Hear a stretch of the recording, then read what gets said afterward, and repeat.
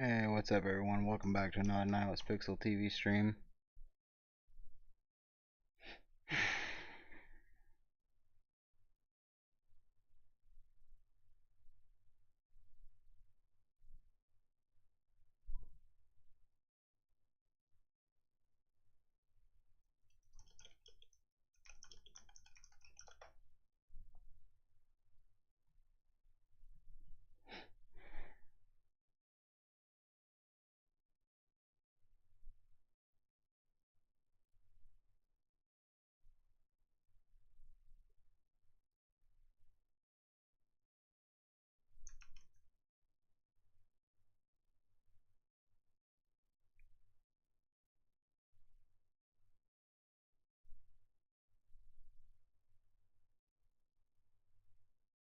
Try and get chat to set up correctly.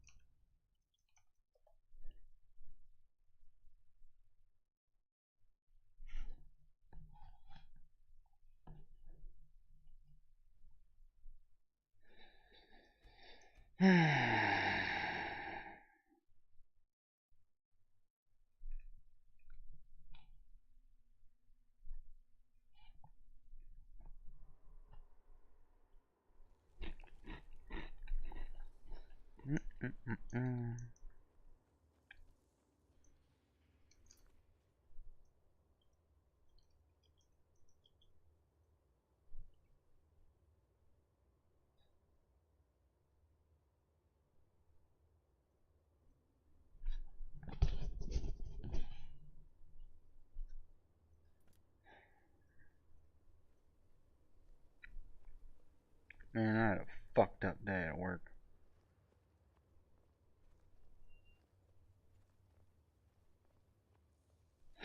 I don't know if this is like a mind mind fuck thing, like where your own perception fucks your reality.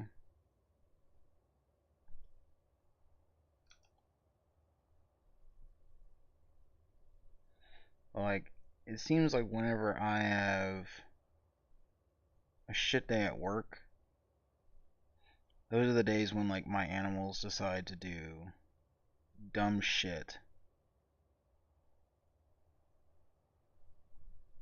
Like I come home after a rough day and my dog has fucking knocked over the trash can. And then not only has he knocked over the fucking trash can, he's like tore into 2 bags of cheese, a container of like queso that was emptied. Fucking container of queso that was emptied. Old,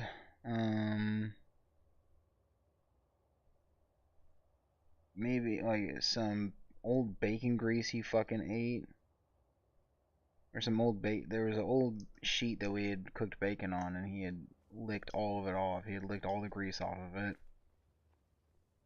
Like cans were chewed up.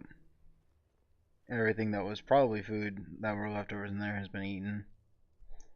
Miraculously, my carpet is clean, or at least clean to like the naked eye. I have to look over it further. But like on the day when my shit's not going so good, that's when my animals decide to fuck with me.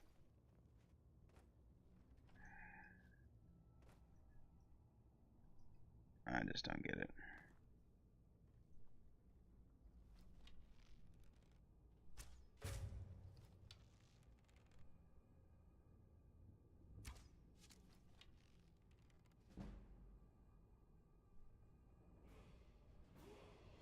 But hey, there's always Skyrim to make.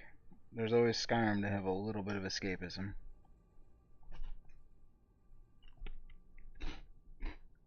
Until Todd Howard and his cronies ruin it.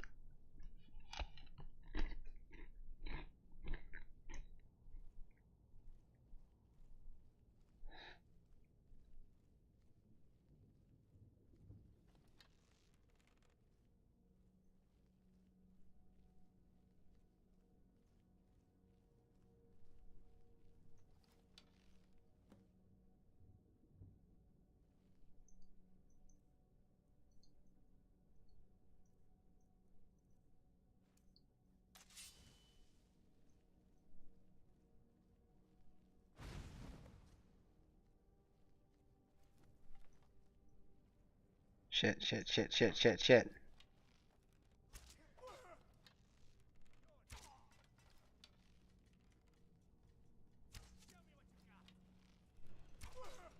How did he dodge that one?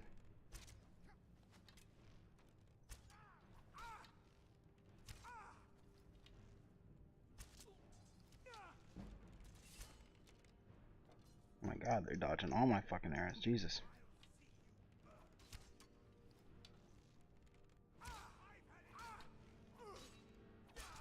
Can I just not aim? Is that what the problem is?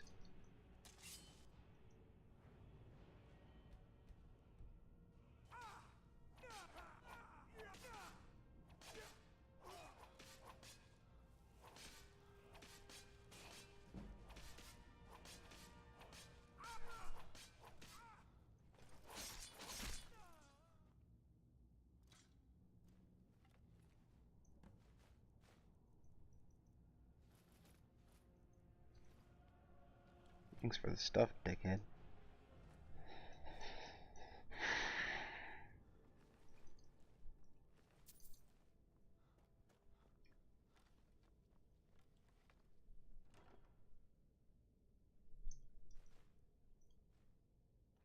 We need to go get Black Market soon.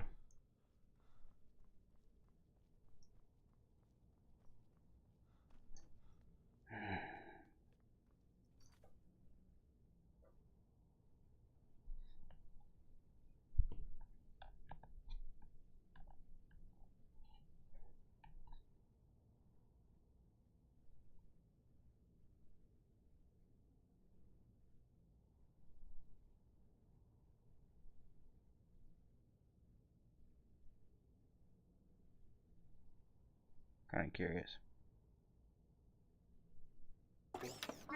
Great news! You're going to be the fastest ship on the Outer Rim. Where did you get this? It's brand new.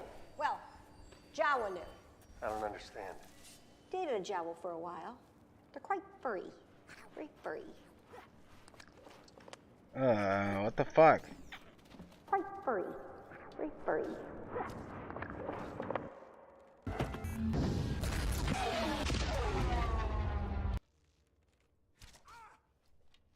Davy Jones is often regarded as the best looking CGI character of all time. But why?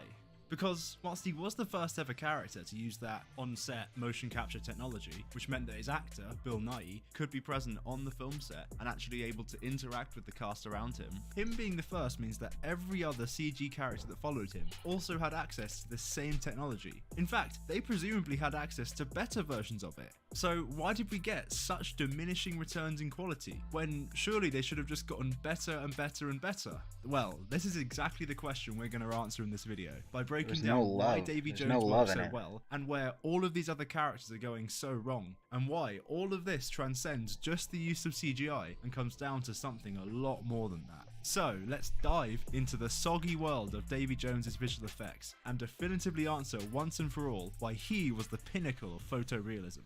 So I believe a massive reason why Jones looks so realistic comes from the fact that the primary point of focus for this character isn't on epic action scenes or big dramatic speeches, but instead on pure emotionality. Because underneath that soggy wet skin and living tentacle beard, Davy Jones is just a regular guy who's been twisted and tortured by the choices of his past, and all of that is brought to life via both this raw stage presence that he had, but also by the technical workings going on behind the scenes that had to be elevated to such a high level to allow such an emotionally driven performance to be crafted completely out of CGI.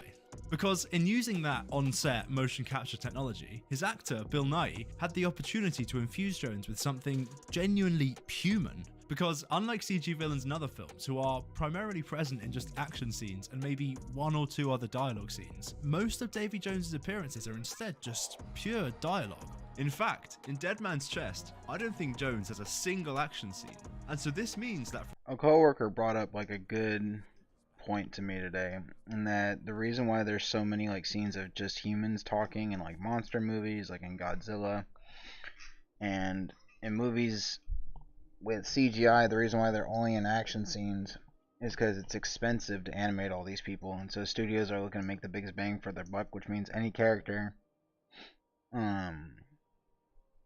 that's heavily CGI based is gonna get like minimal screen time. I didn't think about it like that, and then now that that thought has been implanted in my head, I can't get it out of my fucking head, and now I see it everywhere. Or any character that looks even halfway decent is on screen for maybe like 5 minutes total. That, or like in Godzilla movies, Godzilla's off screen, or the humans have like a main focal, or the main focal point, even though the movie is named after the fucking monster. For some reason we have to follow 11 and watch her mom get blown away by Ghidorah. Or in the first Return to Godzilla of the legendary sequence, fucking we have to watch soldiers talk on and on about their personal feelings and like the mystery around Godzilla and all this shit, when we could just have a bunch of scenes of like Mutos fighting Godzilla.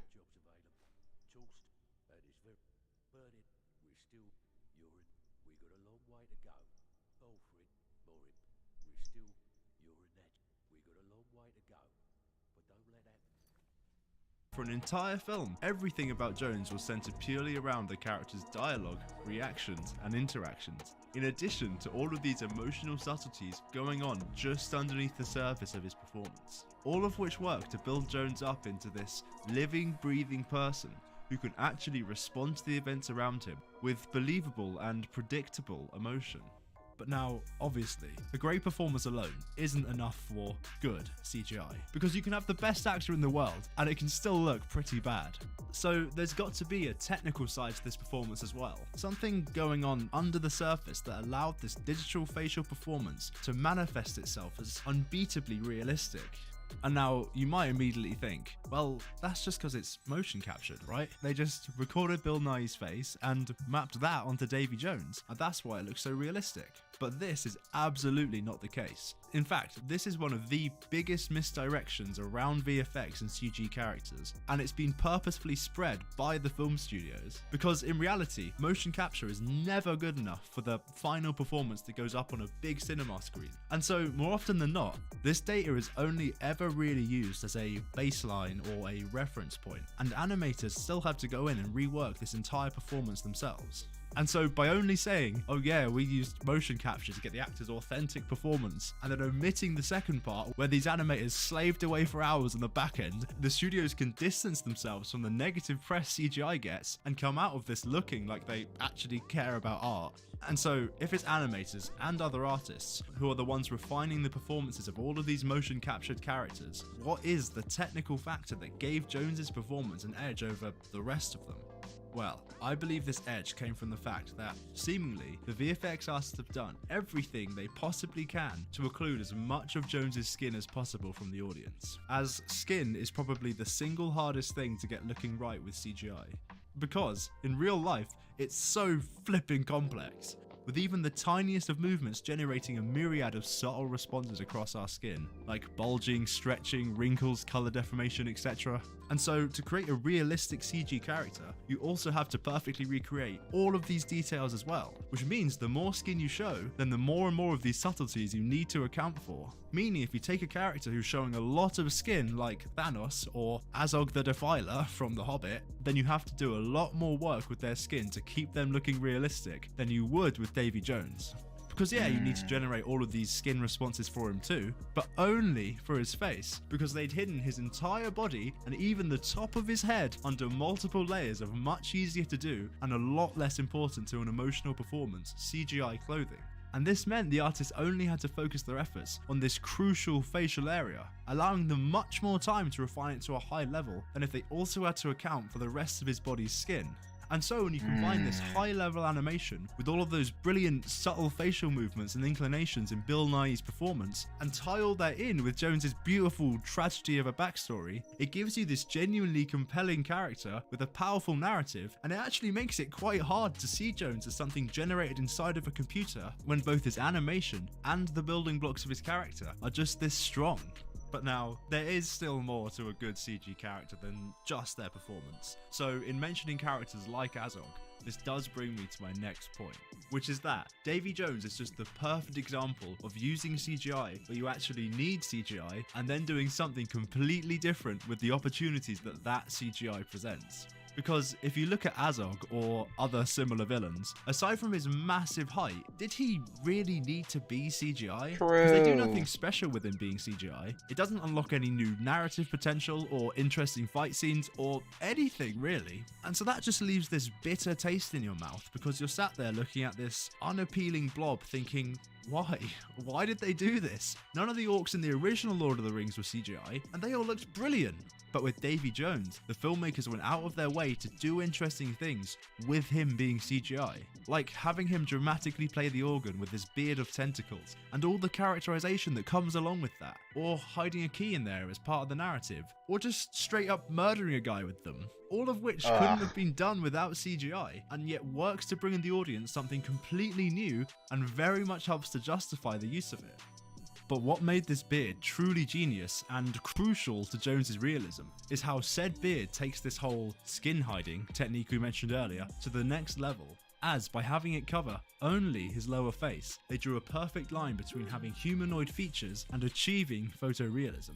Because whilst this beard did still present the VFX artist with its own set of challenges, such as having to write custom programs to calculate the sticky yet autonomous movements of each tentacle, if Jones didn't have this beard and we could instead see his chin and his neck, then not only would the VFX artist have to again account for all the tiny little muscles in there whenever he spoke or breathed, but more importantly, Jones would begin to look closer and closer to your average human. And this means he would begin to edge into the territory known as the uncanny valley, which is a scientific phenomenon where the closer to a human something fake looks, the more likely our brains are to reject it.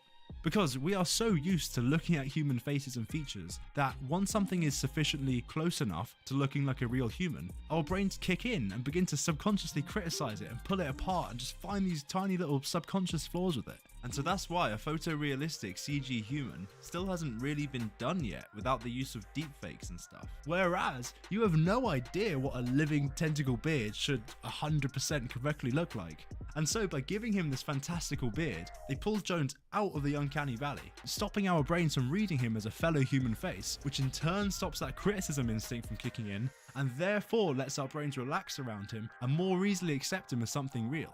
But this was only the tip of the brilliance of this beard, because what made this even more genius was that by keeping the elements of his face that are crucial to portraying emotion, like the eyes, the mouth, and these somewhat eyebrow things, on full display to the audience, whilst only changing the secondary emotional elements of his face, like his skin texture and of course his entire lower face of the beard, then they struck this perfect balance of a character whose face can tell any story, whilst also having such alien features that our brains just accept it, therefore crafting a balance of an emotional human character and CGI realism that very few other characters have ever managed to find.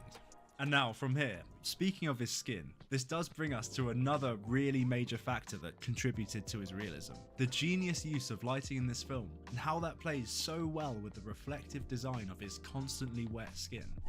Because around 90% of the time in these films, Davy Jones is shown under one of two types of lighting, either the intense Caribbean sun or the shadowy nighttime, both of which massively complement his visual effects. Because visual effects is a bit like a magic trick. It's an illusion designed to trick your brain, and much like a real magic trick, the less you show your audience, the more they're going to believe in your illusion. And so, dark lighting is obviously ideal for this, because all of this darkness is just going to occlude your CGI naturally.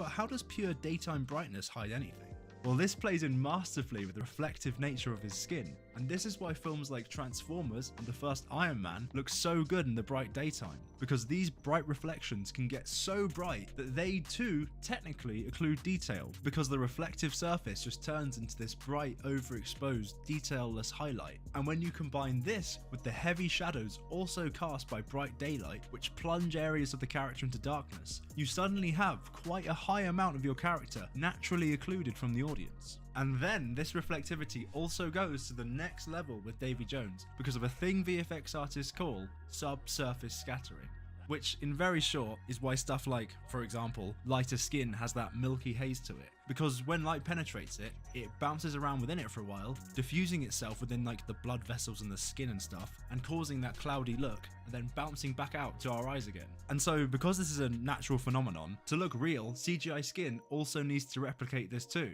But all of this light bouncing around within the surface of an object is a flipping lot for a computer to calculate and get looking right, particularly back in 2005, which is actually why a lot of characters had that rubbery plastic look back then, because the computers just weren't able to calculate this under the skin light diffusion correctly. However, if you were to cover that skin with something reflective, say water, then a lot of that light will just get bounced away instead, thus reducing the need for this light diffusion effect, and therefore making it much easier to get a realistic result. And so, as the cursed captain of the seas, Davy Jones could believably have constantly wet skin, and could therefore uniquely take advantage of all of these reflectivity perks in a way that basically no other CGI character can, which further massively enhances his visual quality, especially when in comparison to every other character. And so with all of this, it finally brings me on to those subtle little details that add the icing on the cake to Davy Jones's visual quality. Stuff like how these films were packed with real stunts, explosions and sets and miniatures, all of which accumulate to make a much more real and visceral film experience that could have very easily have gotten lost if these films incorporated too much CGI. Or another big thing that gets overlooked, no pun intended, is the height of Davy Jones relative to his actor. Because nowadays, CG character heights can be whatever you want them to be, which means that on set you have actors crawling around in contraptions to compensate for these new heights and postures, and this has to detract from the realism to some degree. And so when you have Bill Nighy basically standing at Jones's height, it just allows for that further level of authenticity that other films can't really reach. And so overall, I think a lot of these interesting little decisions came from the director himself, Gore Verbinski, having come from a VFX background, as he'd worked in VFX for many years prior to making these films, and so probably had a great sense of the limits of CGI and what to do and not to do with it, and how to tie all of this up with a pretty bow on top and make a great looking CG character. And so, in short, Davy Jones is just the perfect example of stacking the deck in your favour by getting everything right, particularly the lighting, the skin and the clothes. And it's something that modern CGI characters just don't seem to do anymore, making it harder and harder for them to reach that same bar of visual perfection. But you know what? I'm actually perfectly fine with that, because I don't want to see the same thing every time of a CG character covered in clothes at night and made to be soaking wet just to be reflective. I want to see variety, and so it's great that these big budget films are trying to push the envelope each and every time to evolve CGI technology and hopefully bring us new and different stories. However, there is still a lot that modern day projects can learn from Davy Jones, because if your budget is low or your timeline is tight, you really should take these advantages where you can. But what do you guys think? Are there any CG characters that have progressed beyond Davy Jones? And if so, why do you think that these characters worked where so many others have failed? Oh, and also, I just wanted to give a massive shout out and thank you to my first ever Patreon subscriber.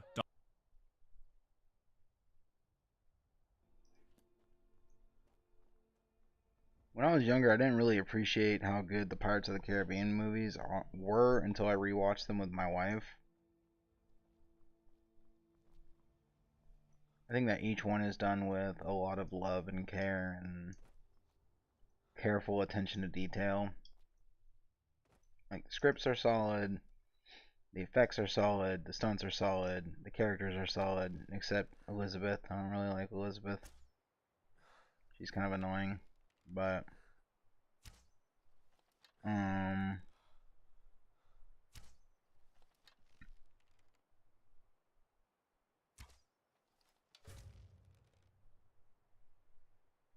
think probably one of the coolest scenes is when Barbossa and Jack are doing battle,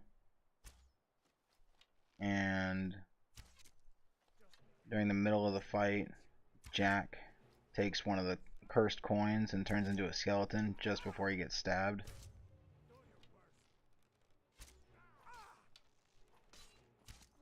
I feel like nowadays movies don't have that same level of passion anymore. And if they do, it's not from the big time studios, it's from little unknown places, little unknown film groups that are just kind of doing their passion projects.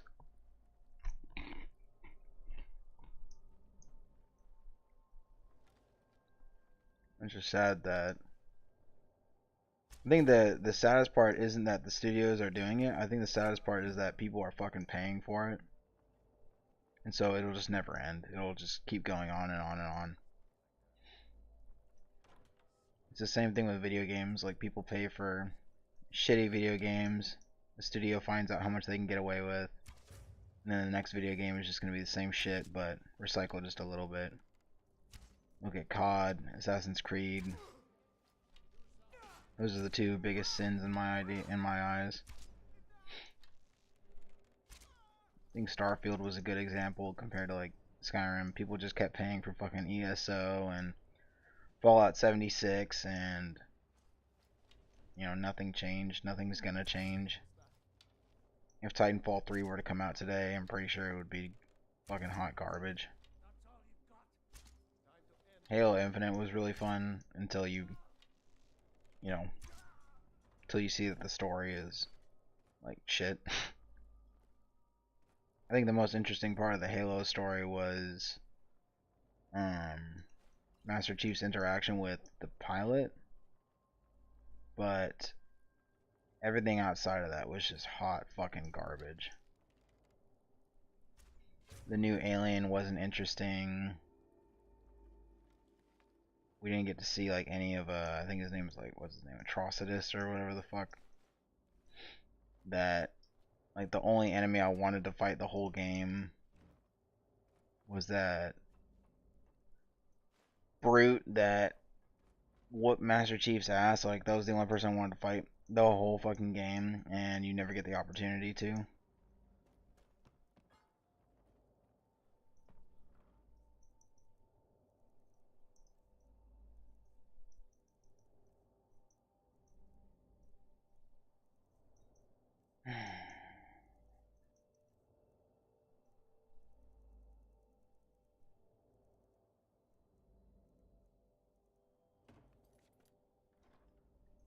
Where the fuck is it?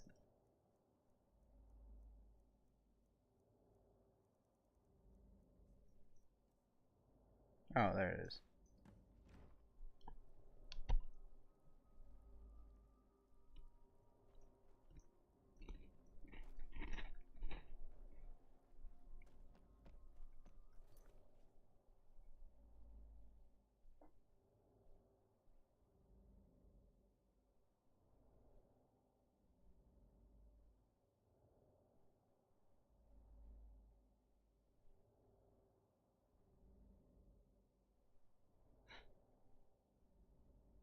Ah, another day, another controversy, because a person said a thing and now half the internet is angry about it and the other half is angry at the people who got angry in the first place. Boy, that escalated quickly. Honestly, we're only a few days into 2024 and already we have our first big battle for the Empire of Dust that is current day Star Wars. And in this case, the source of the controversy was Sharmeen Obaid-Chinoy, the director of the upcoming Star Wars movie focusing on Rey Palpatine. Rey Skywalker. Palpatine. I mean, Jesus, I've already said my piece on why turning stacks of dollar bills into crash barriers would be a more efficient way to spend $200 million or whatever embarrassingly huge amount of money they end up blowing on this turkey, so I won't repeat myself here. Instead, I'll just get right to the heart of the matter. As you probably noticed from looking at her, Sharmeen is a person of the female persuasion, and apparently that's real important when it comes to directing Star Wars movies, because And we're in 2024 now, and I think it's about time that we had a woman come forward to shape the story in a galaxy far, far away. Ah, the old, it's time for Demographic X to do arbitrary thing because current year arguments never gets old, does it? Now, when this clip started doing the rounds on the internet, the reaction from the Star Wars fanbase was so thermonuclear that I think even Rachel Zegler breathed a sigh of relief. It's like a relay race, I guess. There's always going to be someone else waiting to say the next dumb thing and take the heat away from whoever's in the firing line at the moment. Not only did Charmine's statement conveniently ignore the fact that women have been represented as the protagonists of 4 out of the past 5 Star Wars movies, the writers, producers, directors and stars of multiple TV shows and video games, virtually the entire Lucasfilm story group, and the president of the entire studio, but it also played into all the tediously predictable tropes that have come to define the culture of modern Star Wars. The obsession. It doesn't look good when, like, the worst 3 fucking Star Wars movies were mainly controlled and created by women. That doesn't help in the slightest for women.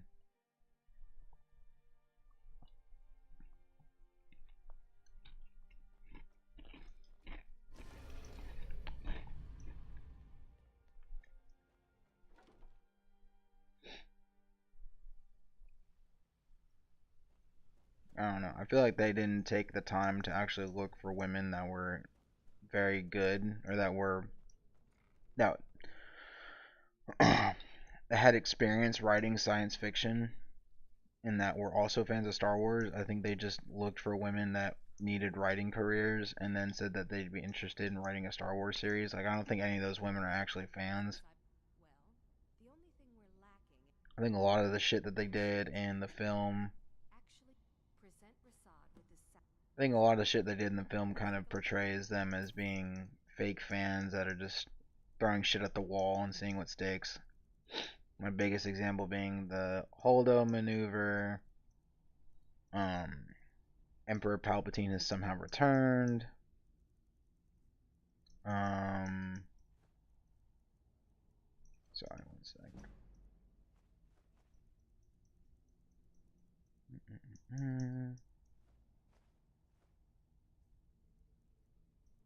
Them doing fuck all with Snoke.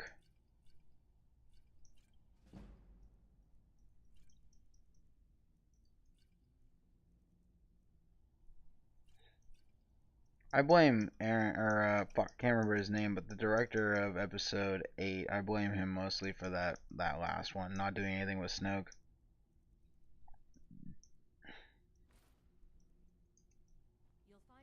Yeah, just not a good look for women. With identity over personality, the narcissistic sense of entitlement, the trampling of the legacy of previous generations, the idea that you're owed something purely because of your gender, the realization that no matter how much ground is given and how many concessions are made, the demand will always be the same. More. And I think after enduring almost 10 years of smug, overpowered girl bosses who can magically do everything better than the men around them, the Star Wars fanbase are kind of over the whole female empowerment thing now. It's not new, groundbreaking, inventive, or admirable anymore. It's become the norm, as tediously predictable and stale as the damsel in distress trope from decades earlier. The reality is that the stage had already been set for something like this when Obaid Chinoy was first announced as director, and people began to learn more about her background and career. A Pakistani journalist, documentary filmmaker and feminist activist whose main focus was on highlighting the plight of women in Pakistani culture. I mean, that's admirable work indeed, but the question on most people's minds was, what the fuck has that got to do with Star Wars? The answer seemed to come in the form of previous interviews that magically resurfaced around the same time that seemed to offer some insight into her mindset as a director. I like to make men uncomfortable. I enjoy making men uncomfortable. If I need to stand up and face a man and look at him in the eyes and scare him off a little bit, I do scare Pakistani men off a little bit. That I do, and I enjoy that power. I am working to bring something that makes you uncomfortable, and it should make you uncomfortable. Now, I'll be the first to admit that this does. You have to be fucking shitting on me. I can't tell if, like, the critical drinker is just bringing up clips that make her look bad because she's a feminazi, but like, I'm wondering if there are any clips of her actually talking about how much she likes Star Wars. I feel like that should probably be the baseline for anyone that's getting into an IP that's this fucking old.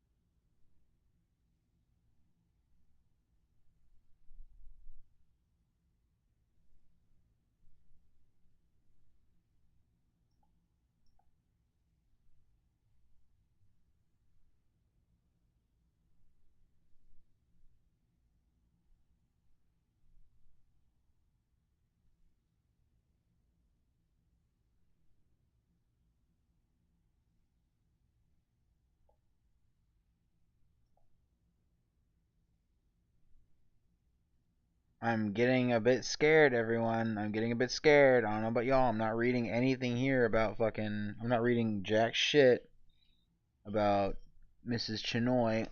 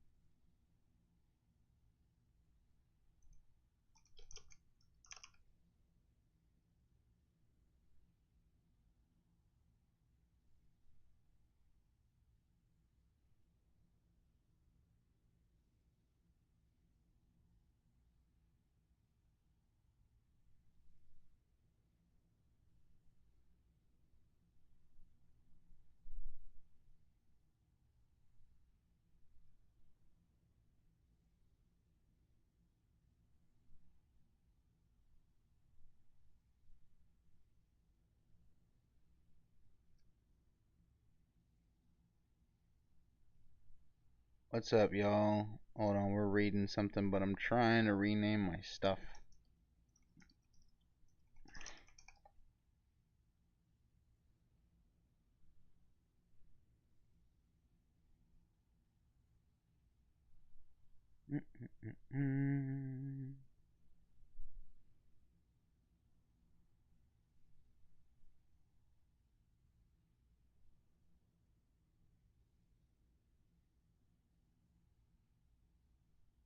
There we go.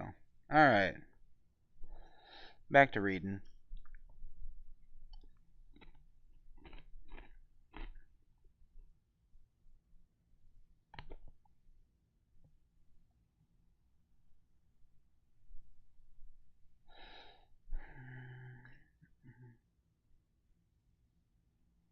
Specific interest in heroes, maybe.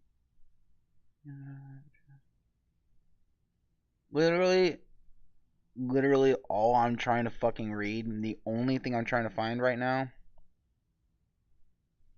the only thing I'm trying to find out right now is if this woman has any background in Star Wars.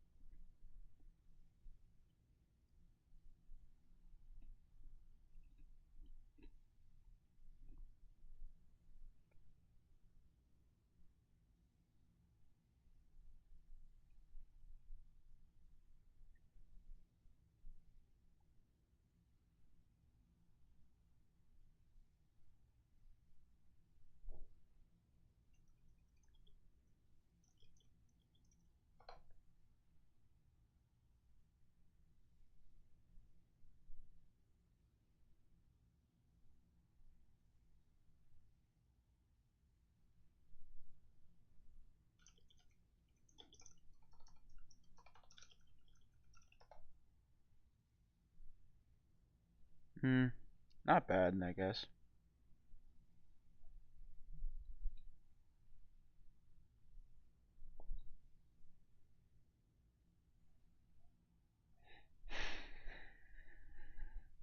Nice to have you, Ozzo, and welcome, Stoned.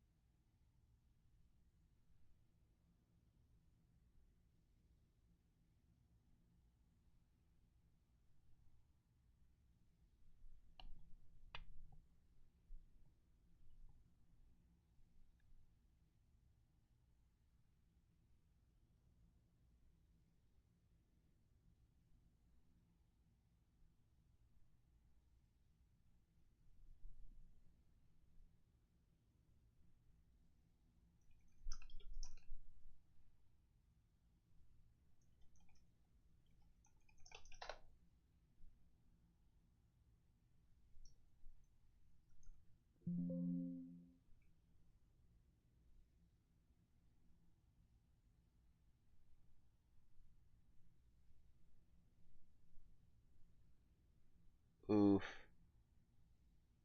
They really just be hiring people that don't give a fuck about Star Wars. That's crazy.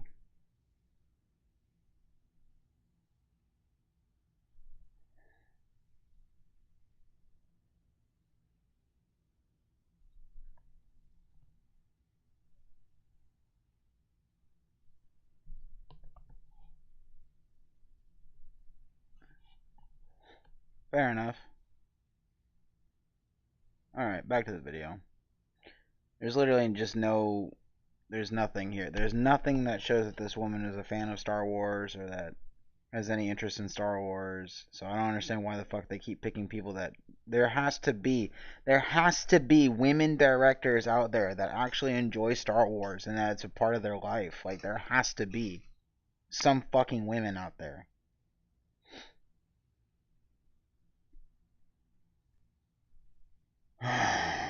Doesn't sound particularly good when taken at face value, and it goes without saying that if a male director was to sit there and proudly declare how much he enjoys making women uncomfortable, you can bet your soy milk latte that his career would be over quicker than you can say, me also. But in this case, I'm about to do something that may just surprise you. I'm going to defend her on this one.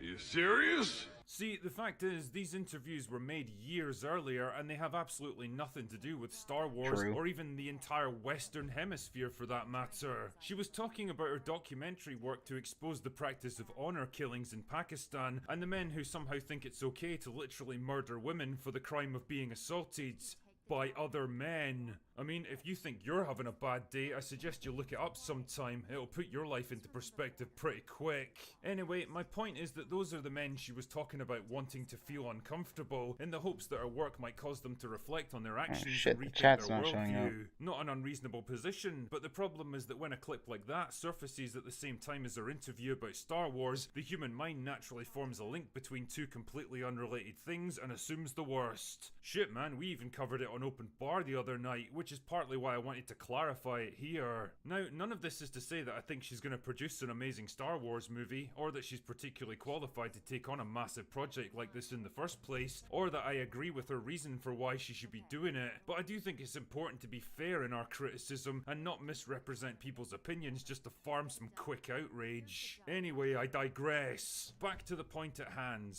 You know, every time someone makes a statement like that, my question is always the same. Why? Why exactly is it time for a woman to direct a Star Wars movie? It's got to be more than just, it's 2024 now. And that's not to say that I'm against the basic premise, but what I'm questioning here is the logic of the argument. Because normally when you make a bold declaration that a thing needs to happen, it should be followed up by some kind of understandable rationale to justify it. Otherwise it would be like striding up to your boss and demanding a raise with no evidence of why you deserve one. Just as a quick example off the top of my head, I think it's about time I disposed of the corpse of that double glazing salesman who just wouldn't take no for an answer because it's starting to stink up my living room and it's only a matter of time before the neighbours start asking questions. In this case, I've established a clear problem that needs to be addressed, and while other people might propose different solutions, nobody can argue that a solution of some kind is indeed required. So what exactly is the problem that needs to be solved in this case? Well, according to Charmine, it's that no woman has ever directed a Star Wars movie. And this, of course, is factually true. Out of the 11 Star Wars movies that have been released so far, all of them were directed by men. But why is this a problem? Are men inherently bad at directing Star Wars movies? Would women be better at it? Well, men have certainly directed some bad Star Wars films, that's for sure. True. Many people would argue that Rise of Skywalker was a good movie, or Solo, or The Phantom Menace. But then again, A New Hope, The Empire Strikes Back, Return of the Jedi, and even Rogue One were all pretty good films, all of which were directed by men. But what about women? Are they different somehow? Well, in the world of Star Wars, we've had Bryce Dallas Howard direct multiple episodes of The Mandalorian, most of which turned out to be pretty good from a directing perspective. Not so much the writing, but that's not exactly her responsibility. So, nice work, Bryce. Then again, Deborah Chow directed every episode of Obi-Wan Kenobi, which was almost universally terrible, with some of the worst staging and cinematography that I've ever seen in a Star Wars production. Not so good, Debs. So what can we take from this? Well, it's almost like male and female directors are both capable of producing good and bad Star Wars What the hell have I done? projects, I'm just watching none a of which fucking has review anything of the current whatsoever to do situation with with their Star Wars. gender, and everything to do with their individual talents, skills, and abilities as artists. So why do we have to demean them as individuals? Man, by you better reducing look them over down your to a Discord monolithic logs before you collective say some based on an psycho irrelevant shit like aspect that, of their sir. identity? Why is it time for a woman to direct a Star Wars movie? More importantly, why is it time for this particular woman to direct a Star Wars movie? Well, Yeah, that's what I suspect thought. you know the answer already. It's the same reason Kevin Feige proudly Absolutely. declared that Saying we I need don't more care. female superheroes in the Let me MCU. pull out the logs. The Let me same pull out the reason he logs hired of me caring. inexperienced directors like Chloe Zhao, Kate Shortland, and Nia DaCosta to take on massive projects that they were totally unprepared for. The same reason that's Lucasfilm what I were thought, forging ahead with yet another movie about a character nobody cares about.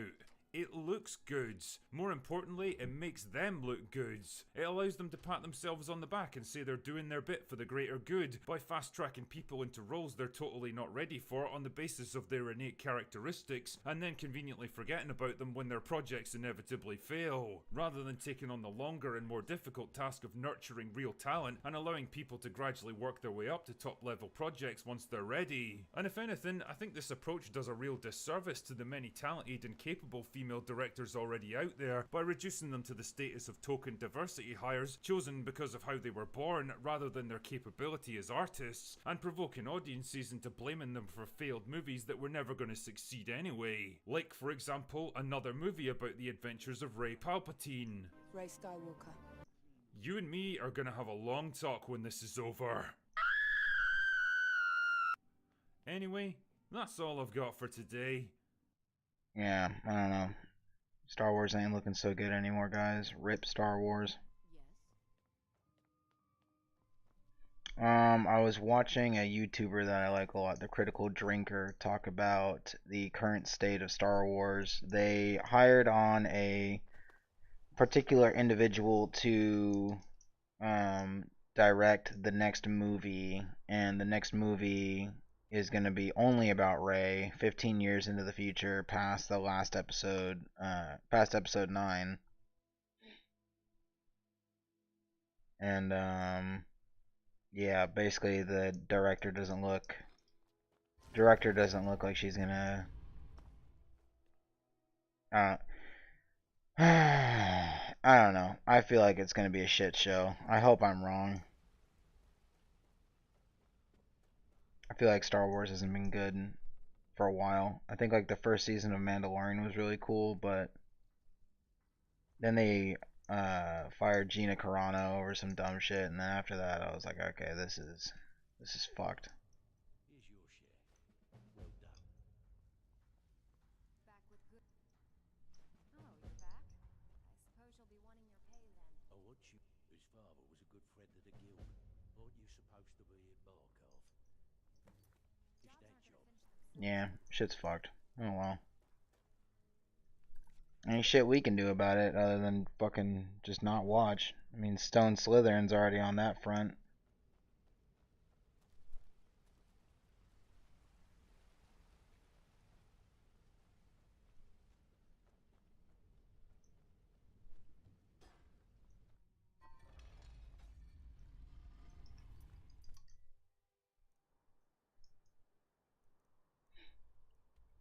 Why are you so fascinated with finding out what words you can and can't say?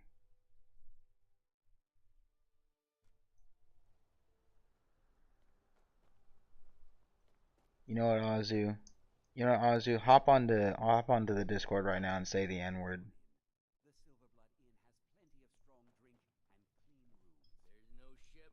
Do it right now, Azu. You heard me. Want to find out what words you can and can't say? Hop on the Discord. Because you're trying to see what words you can and can't say.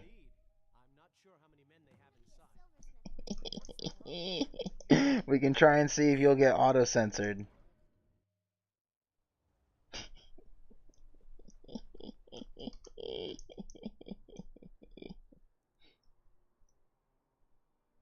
Serbians are black, kinda.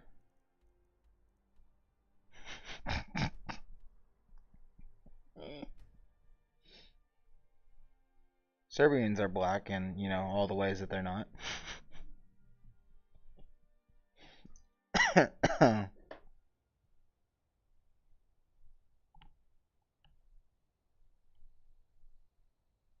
Who the fuck is Chelsea Wolf?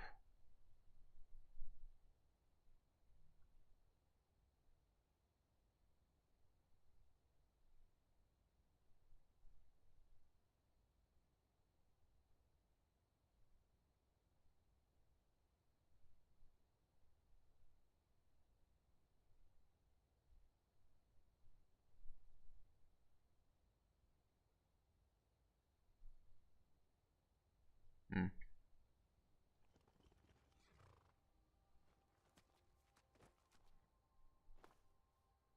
Discord. Or, fucking Jesus. Stoned. I already told you, try the new updated link on Twitch. I said you're black in all the ways that you're not. See? It makes sense.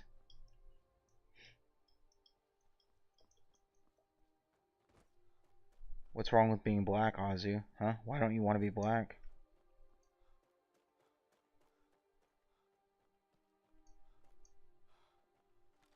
Why are you so defensive about being black, Azu?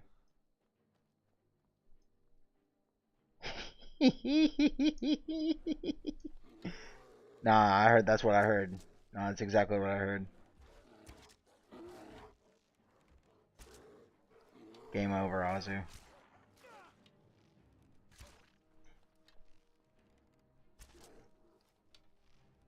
Hashtag cancel Azu. Now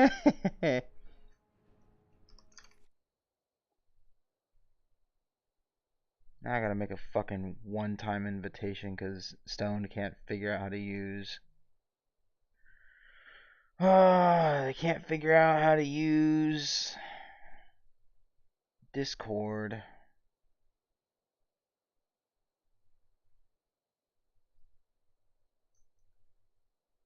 There. There you go, Stoned.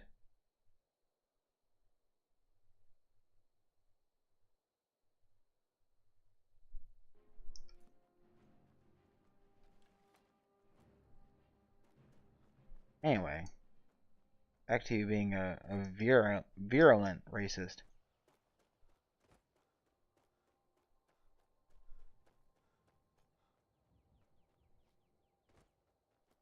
Oh, I'm very much aware, don't worry. Okay, sure.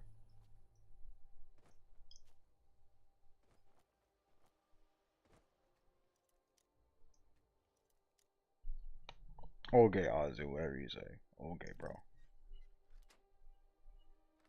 Oh, so you're a white Serbian, which means you're the superior Serbian. That's what you're trying to say. Oh, uh-huh, yeah, okay, yeah, alright, whatever you say.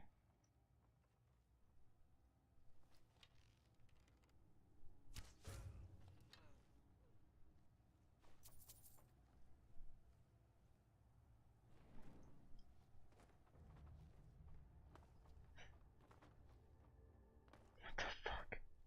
Oh, so you like fetishizing black women. That's what you're saying? That's all they are to you? A fetish? That's fucked up, Ozzy.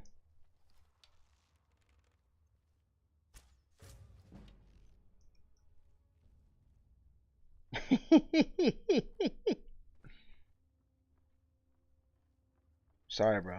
I'm just giving you a taste of what us Americans have to go through on a daily fucking basis. You're never gonna win.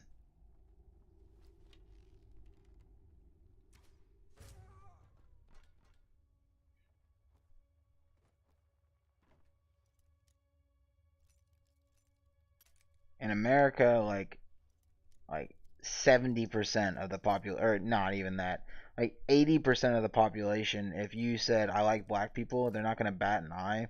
But then there's like 20% of the population that's gonna like look at you funny because even saying that you like black people to them is a sign that you're racist.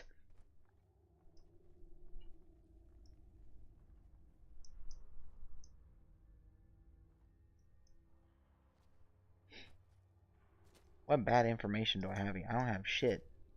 I don't have nothing.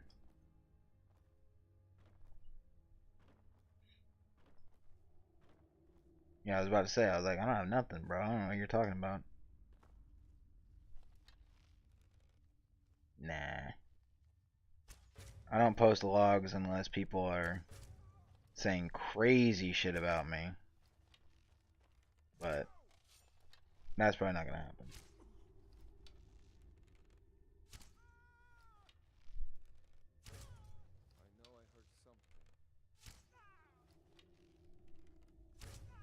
Oh my god, cancel Azu. Has Stone figured out the fucking server yet?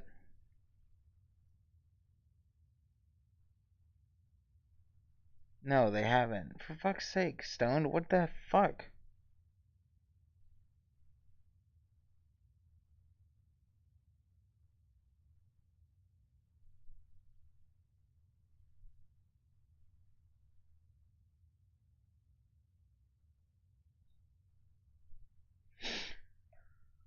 Stone is just never gonna come to the fucking server because Stone won't click the link that I specifically sent them in the chat.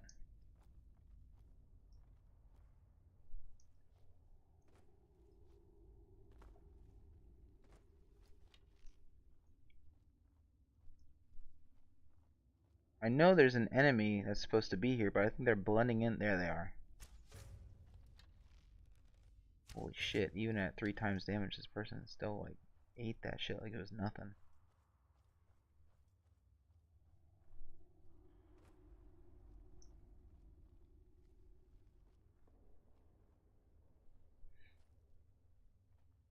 I try to be entertaining. I do my best to be entertaining.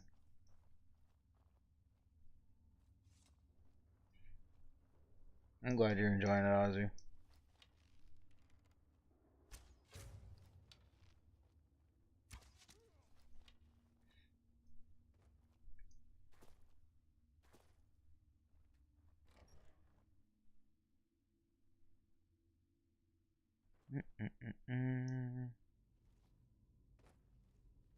Because it's either Azu or it's Kariri.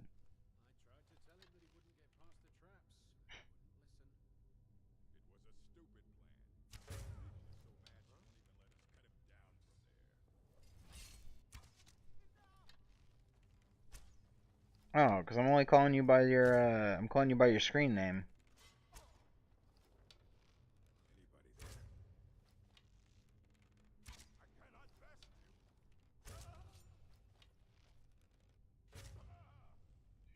If you want, I can call you by your name, but typically I stick with, just whatever you have as your screen name.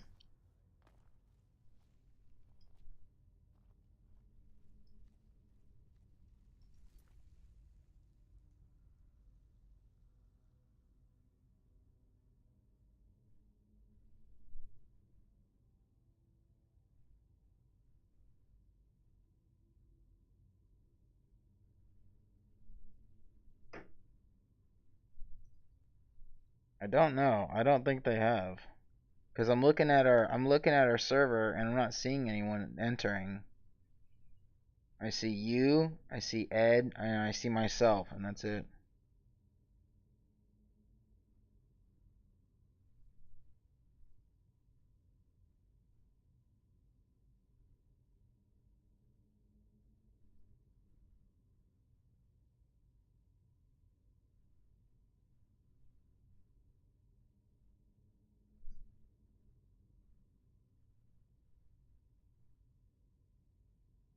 See, I use they just so I can be inclusive until I find out how they identify as Azu. I refer to you, Ed, and Stoned until I find out.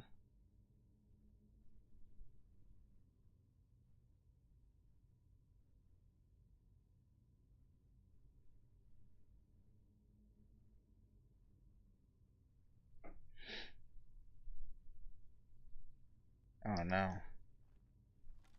But that would still mean you're using he, him. If you identify as a femboy, then you're still he, him. I think. Or you might be using neo pronouns.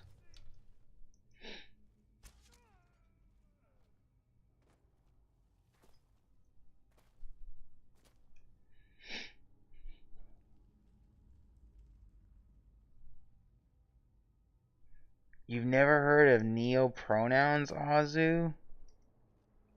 Oh, hell yeah. We're gonna go into that real quick. Oh, baby, a triple. Hold on.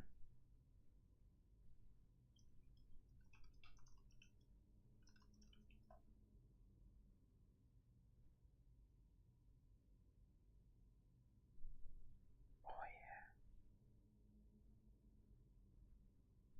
yeah. No, Stoned. Not non-binary.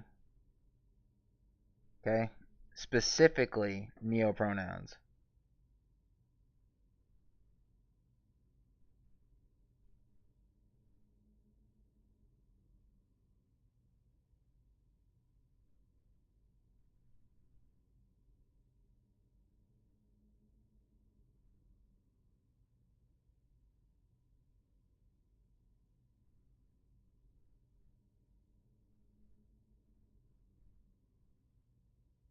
Hold on.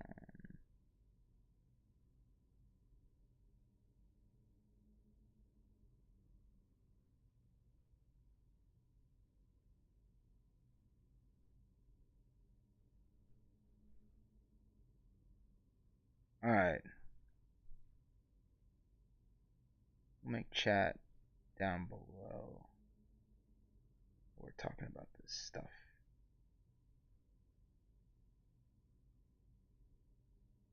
Why is chat box not popping up anymore?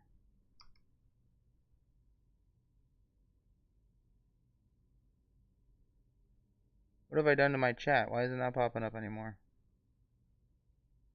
One of you type something.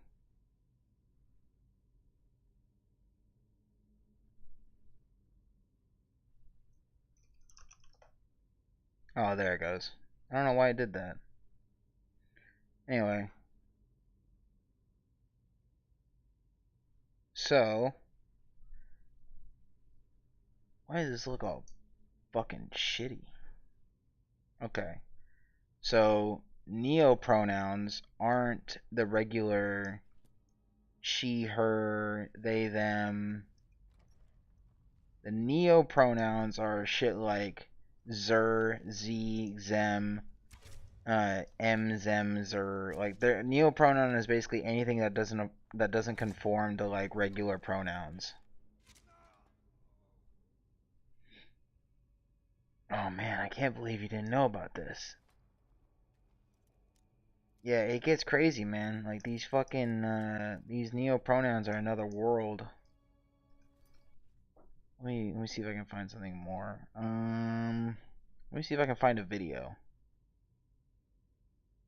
Have you ever heard of the pronouns ze, them? These are neopronouns. So in essence, they're the same as more traditional pronouns like he, him, she, her, or they, them, but using new words and sounds that don't have traditional societal connotations. Lots of people connect with these pronouns, so let's practice using them in a sentence. Z is so fun to hang out with. I've only met some recently, but their energy is radiant, and I know Z is going to be a great friend. Check out the caption to learn more about Z-Zem pronouns. It's literally just designed to make someone as special as is humanly possible.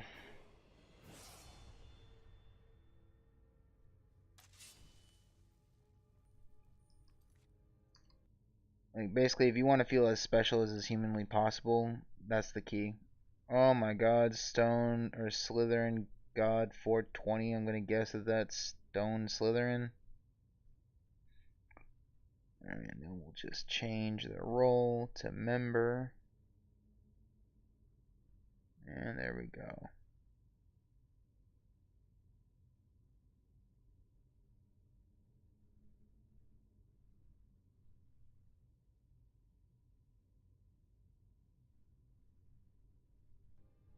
Unironically, that would probably work under the neopronoun umbrella.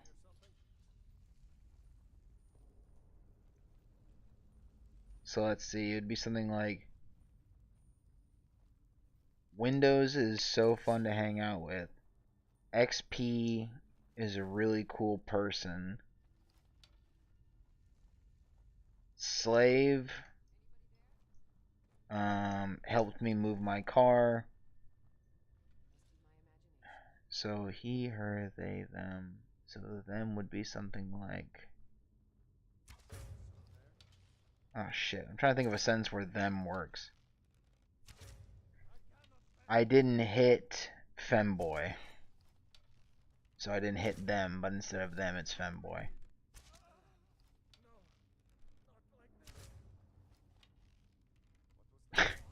Hey, listen, I'm just following Windows's pronouns, neopronouns.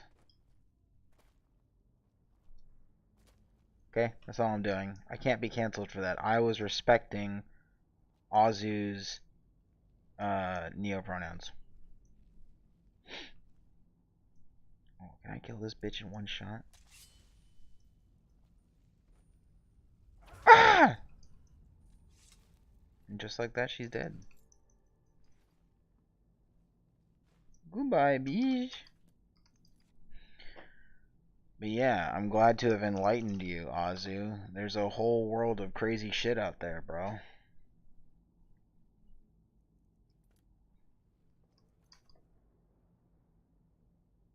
Loop, loop.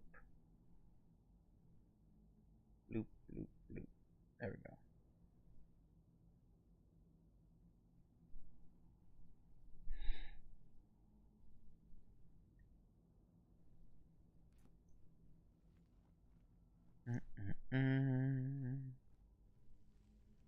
Me, my,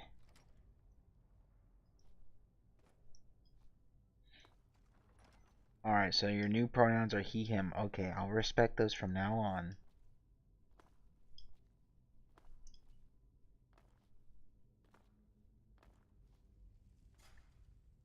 Me, fuck, how would I use this? Shit, I'm getting stabbed the fuck out of trying to think of how to use these fucking words.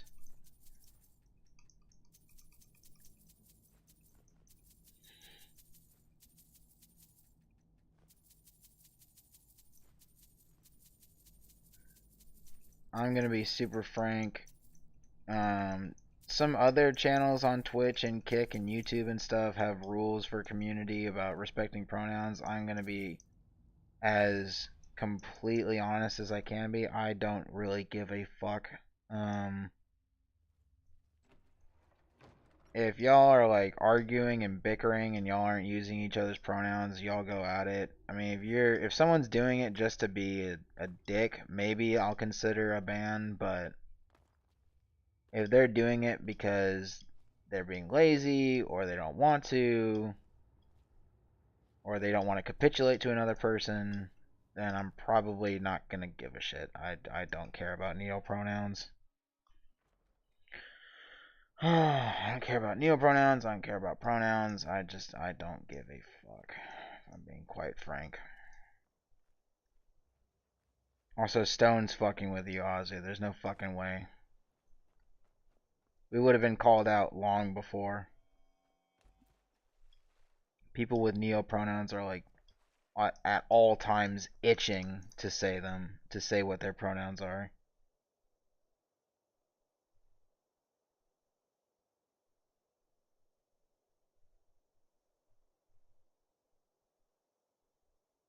I'm being dead fucking serious. Like, if you live...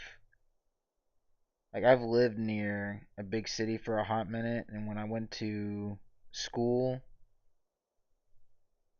and they weren't fucking playing, if they had those types of fucking pronouns, they would be goddamn vibrating to tell you about them.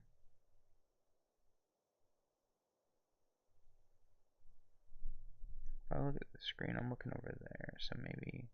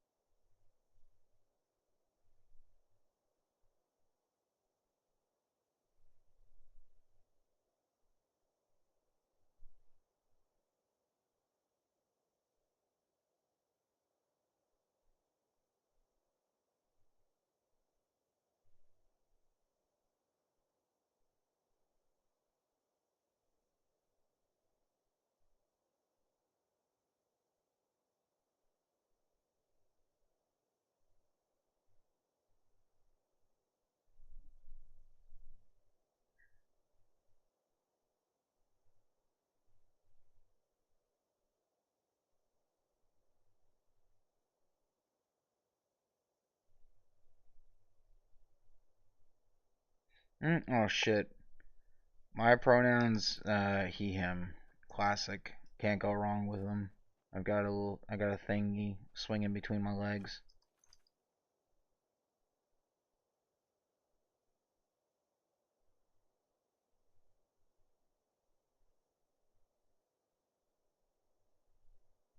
I got a little doohickey do-dangle swinging between my legs. When I walk around, when it's hot outside, it sticks to my fucking leg. It sucks. Fucking reeks whenever it's hot outside. I get swamp ass. My armpits are hairy. I got nose hairs that are longer than the hair on my head. I'm getting fucking old. My hair is turning like white. He, him.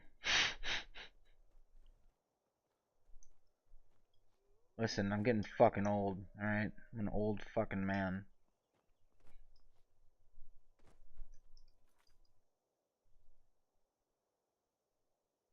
What is up, Amit Baba? How's it hanging?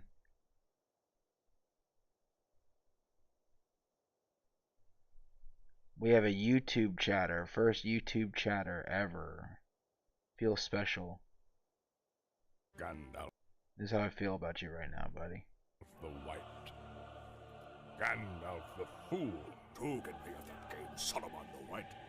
Or should I say, Saruman the Stupid? What? Saruman the Silly. Stop that. Saruman the Wrinkly. Stop. Saruman the Stinky! No! Spineapples is like one of the best fucking animators on YouTube. I fucking love their stuff.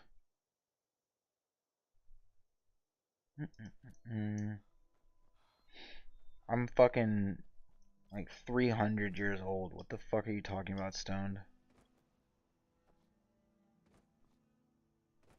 How young do I sound? I literally have fucking like, I have ball hair longer than beard hair. Like, what the fuck are you talking about? I sound young.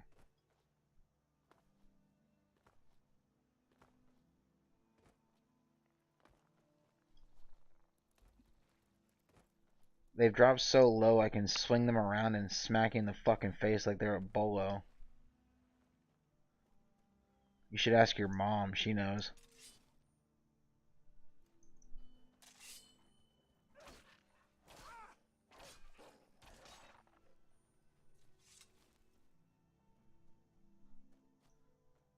$1,000,000,000% that's a fucking lie. 1,000,000,000,000% that's a lie.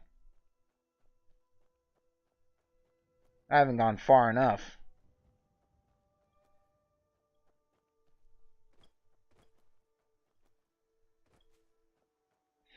I like to scrape my balls when they're nice and sweaty, put the fucking disgusting viscous fluid into a fucking jar, and then let your mother snort it.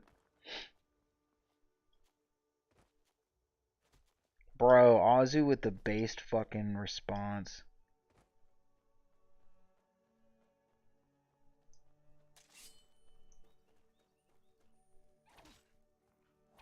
You know what? God damn, I wish I had like 5 viewers or something so I can fucking put up a straw poll on whether or not we should force Stone to bring their mother onto stream.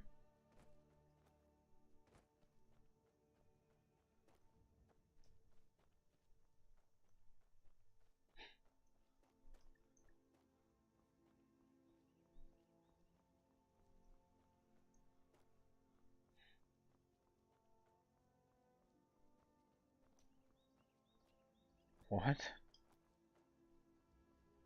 I would never do it again. What the fuck just dropped? I dropped a clip. Liar. Who's lying? Me? Azu? A lot of things have been said, Stone. You gotta be clear. I don't lie about nothing. That motherfucker's tripping. I dropped a clip.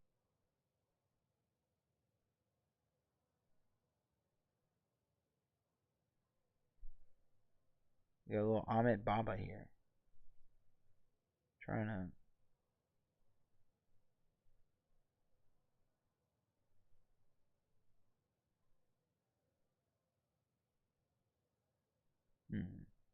Alright.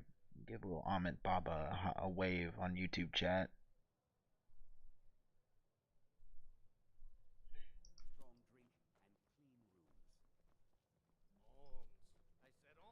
Nah, tell them the truth. Tell them the truth about how I used a feather. And I edged you for like 7 hours. Until your brain leaked out of your ears.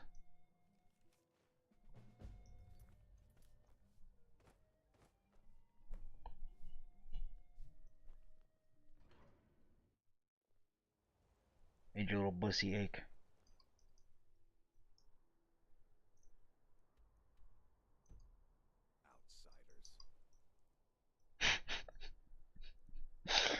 Some of the most atrocious shit I'm about to say right now. Fucking made your pussy ached. Then boned it until you queefed. Nut. You didn't queef, you bleefed, you boy queefed.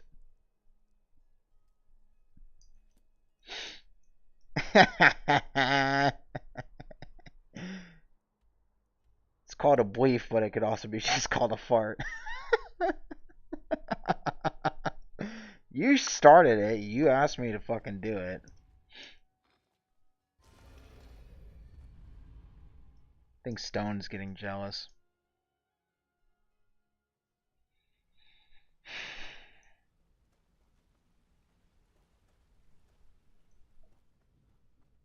I wish I could open up Stone's left nostril and sneeze right into it. Like, just fucking full bore sneeze right into their left nostril.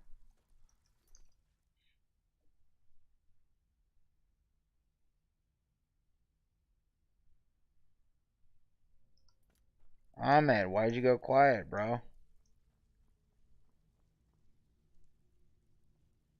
work if you've got the backbone. Oh, I need to talk to Delvin. Got lots of I hear. He's a pal. The guild, I gotta tell you, when you walk through the guild, don't be ashamed to hold your head high. Alright, with that, the Thieves Guild has been fully repaired.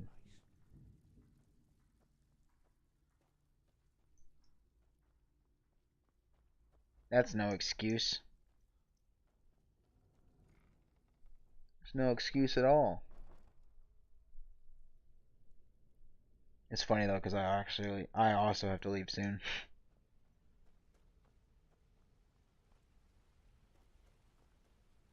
But we will watch one more quick video before we leave.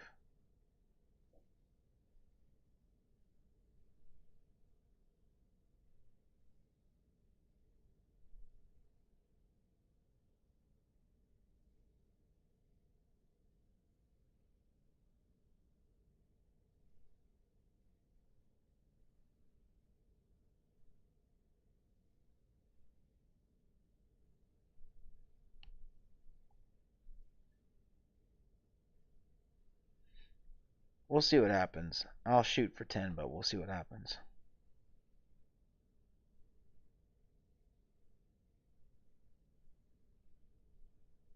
Oh yeah, I saw this. Have y'all heard this yet?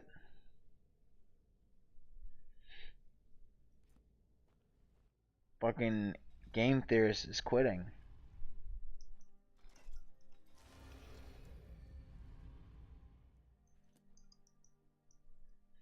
Yeah, do you know who the Game Theorist is? Do you know who MatPat is? Shit, we can just make this our last video. Alright, cool.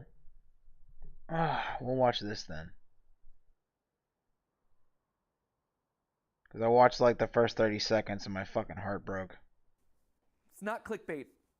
On March 9th, I will be hosting my last Theory episode, at which point I will be handing off the channels to someone else.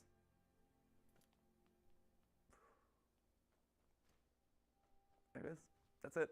Send tweet. We're all done here. That's all you need to know, right? Oh, wow.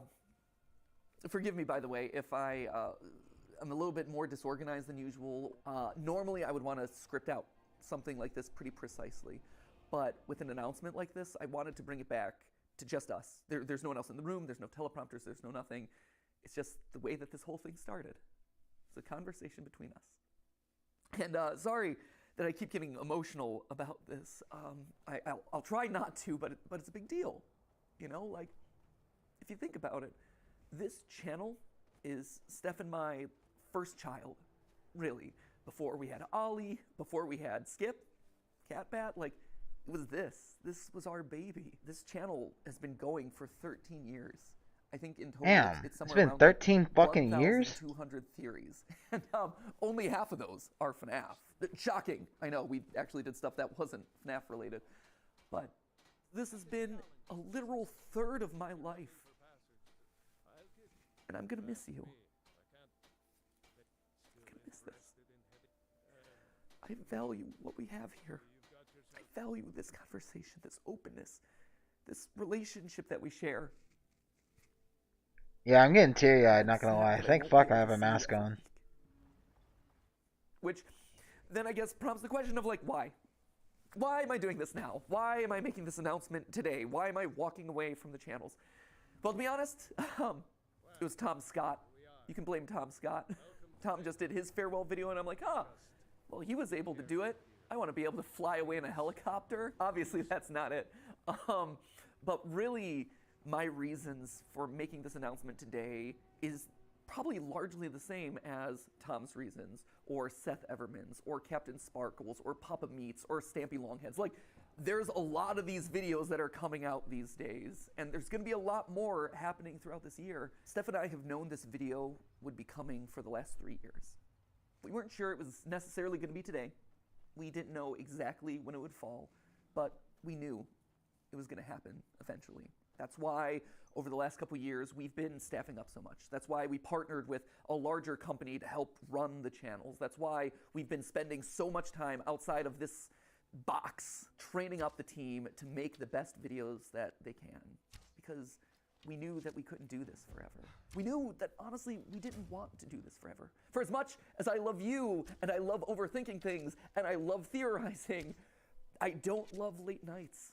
I don't love the fact that Steph and I have been work first for over a decade, where I'm sitting down at dinner with my best friend, and we're talking about business logistics, or we're talking about animatronic toes. I miss the days where I could just sit down on the couch with her and play video games, and it's not for content. Or I'm playing a game and I'm not thinking about what theories are gonna come out of that. I miss it. So that's a big reason. That was a big one right there. But also just the internet's changing. My life has changed in the last 13 years. I mentioned Ollie before. He's the coolest little dude, and he's getting older by the minute. And I watch him, and he is so much fun. And he is so much smarter than I was when I was his age. He also probably knows the FNAF lore better than I do, which is a problem that I should probably address at some point. But honestly, I want to be able to spend more time with him. Another sad fact of the matter is I'm getting older. I'm 37 now. The other day, I actually had to Google my own age. And you know that when you have to start like doing math in your head to calculate how old you are over the hill, my friends. Though to be fair, to my credit, I think I'm like the only 37-year-old out there who has an unironic appreciation of Skibbity Toilet. Then again, maybe that's off. the problem, right? Like, maybe that's not a good thing. And honestly, because this is all about us being honest, there is a bit of a selfish side to this. When you think about it, there's only really two ways to step away from a YouTube channel. You either just decide the day that you stop uploading and you're like, I'm done, or you just keep uploading videos from now until the heat death of the universe, and you watch as your relevance slowly dies or your passion slowly dies. And for me and my journey in this place, I always wanted to go out on a high note. And when you stop and look at the last year, this has been the best year in the theorist lifespan ever. Like, no joke. It is our highest view year.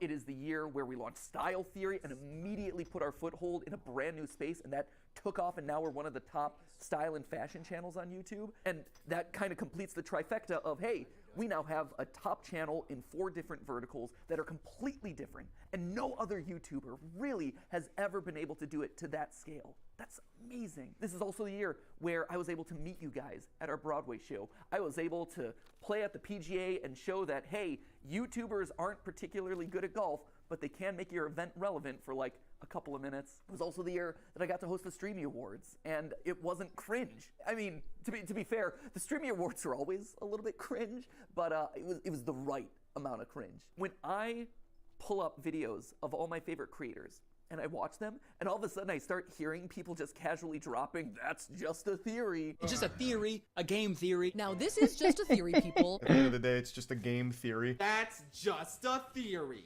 A Freebirds theory. Also a lot of lore, so if you're a big theory head, proceed at your own risk. I did not know about this theory. That's a theory. Okay. That right there, that is incredible. That's what I want to do. Oh shit. And that's how you just know it's the right time. All of those reasons coming together, saying, hey, this is the moment. And that's hard to say, because change is scary. Change is hard. But sometimes the right decision isn't the easy decision. The easy decision would just be to carry on doing this and do FNAF Part 332. But that wouldn't be the right decision. I think the best way to explain it is with a video game analogy. Feels appropriate, right? Whoa, it's game theory, ha! Did it. Check the game part of it off. But the way I like to think about it is Earthbound. I think I've made it pretty clear over the years that that is, without question, my favorite game of all time. Sans' Nest, all that, you're all familiar with that. But what you might not be familiar with at this point is how the game ends. At the end of Earthbound, after you save the world, everything opens up to you. You can revisit every single location that you've been to. You can talk to every NPC that you met on your journey. And it's this incredible moment as a gamer. You see just how many lives have been impacted thanks to your journey. And then after spending as much time as you want talking to all those people, you end up back home. You go back to where it all began, where you were just a kid waking up in bed and starting your adventure. And even though your mom's there and your dog's there and your weird telephone dad's there, it feels different somehow. Like, sure, this is still a place of love and acceptance and comfort and security, but you just don't quite fit anymore. Because you just traveled the world. You made all these new friends. You are different. You grew up. And your relationship to this place grows up. It evolves. In case you couldn't tell, I'm Ness, which I guess would also mean that I'm also Sans. But I was also Ness in the FNAF movie, which just opens up all sorts of weird canon. Slap a thumbnail on that one. So anyway, there you have it. That is why I'm leaving. I hope you can understand. But that obviously begs the question of, like, what happens to the channels?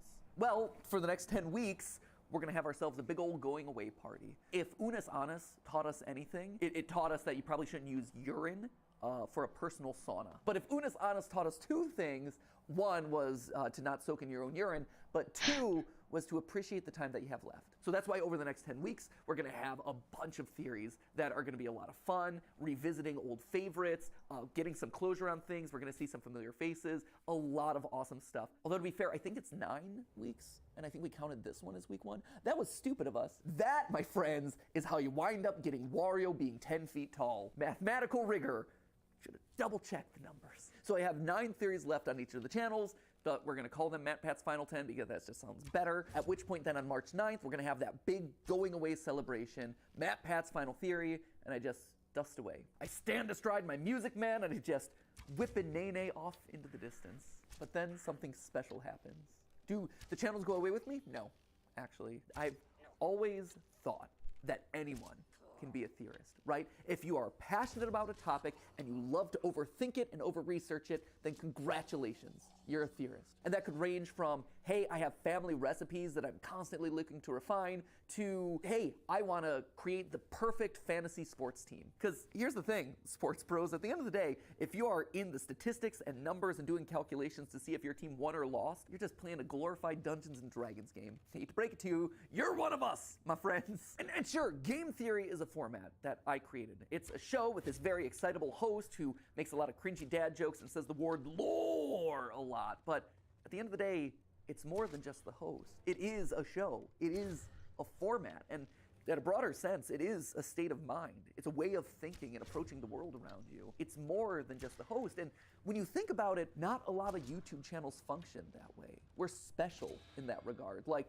you're not going to be able to get another Markiplier stepping into the Markiplier channel. And you're never going to be able to recreate Jenna Marbles. And to be honest, you're never going to get another Matt Pat either. But you can have another game theorist. You can have another film theorist or food theorist or style theorist. I think in a lot of ways, we almost function kind of like the Doctor Who of YouTube, where as one host fades away, a new one kind of respawns in their place. And they're able to put their own unique spin and flavor on the format and make it their unique thing. You have eras of the different theorist channels. And so, you know, my era is fading away and someone new is coming in. Maybe this is the David Tennant to Matt Smith transition, right? That was good, solid series episodes right there. So who then is going to be taking over the channels? Well, I don't know if you've noticed this, but fewer and fewer of the words that I'm saying in any given episode are actually mine. If you go down to the credits, you can actually see in the description that there are certain names that have been appearing more and more frequently. Like, yeah, I'm listed on every single one as the writer because I touch every single script, I polish it into my voice, but in all honesty, the bulk of what I'm saying is coming from someone else. It's their research, it's their work. Why should they have to filter their creativity through my voice? I've always envisioned these channels as a place where we could spotlight all sorts of creators.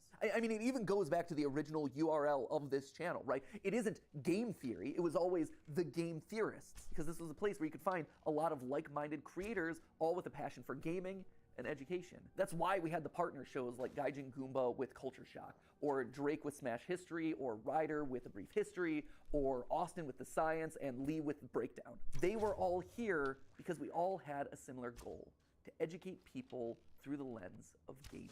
And then YouTube pivoted and then made it so that way doing a channel in that style doesn't really work anymore. But we still tried to keep that ethos alive by making sure that we're regularly covering small indie projects. Stuff like OnlyCans, like Mandela Catalog, like OWO.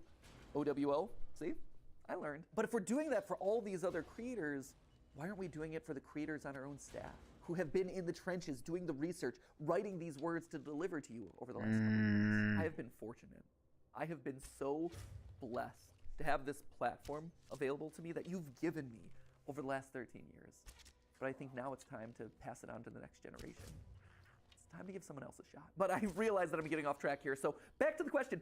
Who's taking over? First off, it's not going to one person, but rather 4. I would not push my schedule on anyone. Like, sure, I'm willing to not sleep for the last 13 years of my life, but I feel like as Old Man YouTube passing this along to the next generation, I should probably do my best to try and make it more sustainable for them. It's also going to people that you're already familiar with. You've seen them showing up in shorts, you've seen them here on the couch with me for GT Live, you've sometimes seen them washing their hair with me in my own shower. Don't read too much into that, but it is accurate. Most importantly though, they're each an expert in their own individual subject matter, and they've been spearheading the creative of the channels for the better part of the last year. And I think what's maybe the most fascinating about all of this is that each of the 4 of them come to us from a completely different angle. You know, so for instance, you have Lee, right? Lee's gonna be taking over film theory, and Lee has been with us for 10 years. 10 years, it's crazy. I believe he was actually editor number 3 for the channels. We had Ronnie, and then we had Ryder, Foot of a Ferret, and then we had Lee. I think his first theory that he ever worked on was Rosalina's Peach's daughter, Peach is Dead, one of my all-time favorite episodes that we've ever done on the channel. and over time he rose up. He had his own show on the channel here. He had Breakdown. Here's which were the these here's the just problem. beautiful Here's the main problem, Azu. Here's the main issue. Okay, the main issue is that no matter who you put in his place, their first 4 or 5 months are gonna be the worst of their fucking career. Because people like you and me and fans of the channel have grown up with MatPat and have been watching MatPat for fucking ever. Like, like, when they first started the channel, funnily enough, I was actually a bigger fan of Gaijin Goomba. Those were actually, like, my favorite episodes, were, like, watching Gaijin Goomba talk about, how games from Japan have, like, marks of their culture in the game as enemies or as backgrounds or as part of lore. Or when he was diving into, like, Eastern culture and shit like that. Nobody can replace Gaijin Goomba. Gaijin Goomba will always be fucking Gaijin Goomba. And if somebody tried to walk into Gaijin Goomba's shoes, I would be fucking furious. Because I'm used to the Gaijin Goomba voice. I'm used to the Gaijin Goomba, like, way of speaking. I'm used to just the appearance of Gaijin Goomba. So, MatPat leaving and handing it off to 4 people that aren't MatPat is gonna be devastating for the channel for like 4 or 5 months, and then as humans normally do, people will get used to it and then we'll move on. Like, I remember when JonTron left Game Grumps, I hated Danny. I hated him. I despised Danny. I fucking hated him. But I hated him because he wasn't John. And then when I chilled out and tried to appreciate Danny for who he was, I went back and I watched their Zelda playthrough, like their OG Zelda 1 playthrough. And I started to like him. I liked him. I liked his different style of humor. I liked how goofy him and Aaron could get whenever they were tired. I think some of my favorite Game Grumps animations came out of like him and Aaron being like stupid as all get out. And I grew to appreciate Danny for Danny, even though Danny could never, ever, ever be John. I'm gonna be frank, I don't quite know Lee. Whenever they started introducing these other people, I kind of stopped watching. So I don't know if, like, you know Lee, and so I would trust your take and your instinct more. Because the moment I started, I'm gonna be quite frank. The moment I started seeing other people on Game Theory, I dipped. I was out of there. Because it felt like it was going like the route that a lot of YouTube channels go, where you come for the personality, and then the channel becomes like corporatized, and then now it's like a group of people making content. It's like, well, fuck me. Well, I wasn't here for all these people. I was here for you. I was here for you, MatPat. I'm not here for them. I wanted you. And now that you were sharing the spotlight, I'm not interested. I don't really give a fuck about these other people. I think the same thing happened to me with, fuck, what was the channel I used to watch a lot? I guess Game Grumps again, just because Game Grumps, or I guess Machinima, back when Machinima was like, Jesus, like maybe 5 or 6 channels, and then they just got bigger and bigger and bigger and bigger, and I was like, okay, this is too much shit. I came here for the angry video game. I came here for the angry guy. I came here not for the angry video game nerd, but for like the guy that like the rage guy. I came for him. That guy is fucking funny.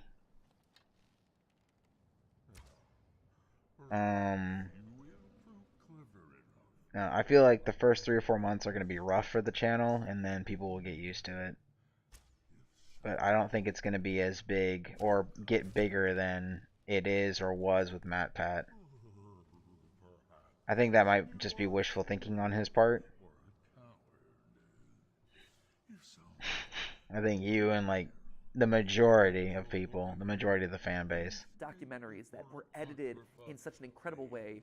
And since then, he's been spearheading a lot of the creative on both the writing and the visual side. Because like And that then, right of there, course, that point right there, what you just said, his voice is what did you say? His voice sucks. That's the thing. He also MatPat also brought up a decent example earlier when he said like if you're doing stats and stuff, you're basically doing D&D. If you're doing fantasy football, you may know everything about the sport. You may know everything that there is to like that you may know every rule, you may know every play, you may know the ins and outs of every single thing, right?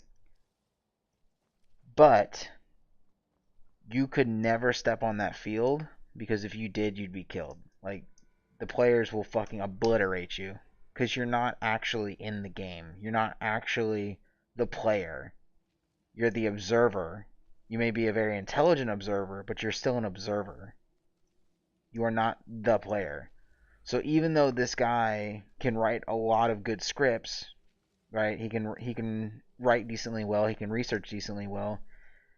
He's not MatPat. He doesn't have, the affect, he doesn't have the way of speaking, he doesn't have that presence on screen. He's not MatPat. He never will be MatPat.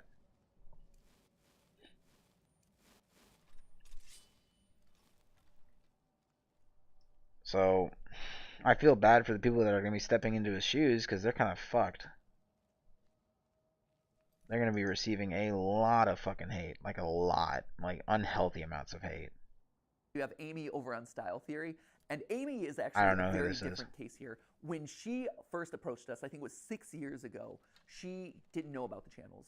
All she knew was that she wanted to learn everything that she could about digital video, and that Theorist was kind of the place that you went to learn that stuff. Like, we were the best when it comes to analytics and optimization and programming and things like that. She got in, and she just devoured everything that we threw at her. So much so that she eventually got to the point where she was so good that she was consulting the largest mobile game company in the world based off of the stuff that we were working on here in studio.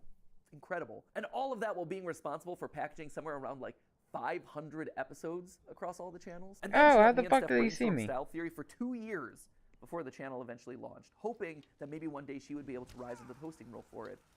And now here it is.